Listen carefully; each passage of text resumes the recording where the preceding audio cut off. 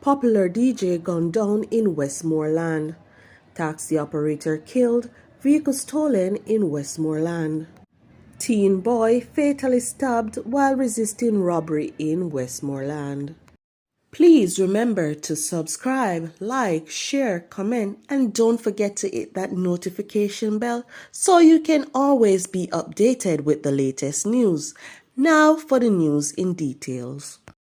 A popular disc jockey was shot and killed at a party at Broughton in Little London, Westmoreland, on Wednesday night.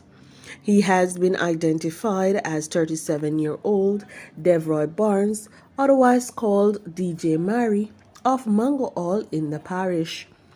Reports from the police are that Barnes was sitting in his motorcar at a party when a vehicle drove up and a man alighted, robbed the patrons, and then opened fire.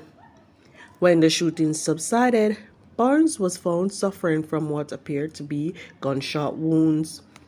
The police was summoned, and the now deceased was taken to hospital, where he subsequently died while undergoing treatment. Investigations are ongoing. A Westmoreland taxi operator was shot and killed, then robbed of his vehicle in Burnt Savannah in the parish on Wednesday evening. He has been identified as 35-year-old Romy Taylor of a Burnt Savannah Foam address.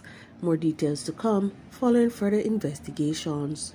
A 17-year-old boy was fatally stabbed while he reportedly resisted an attempt to steal his motorcycle along Lewis Street in Westmoreland on Wednesday morning.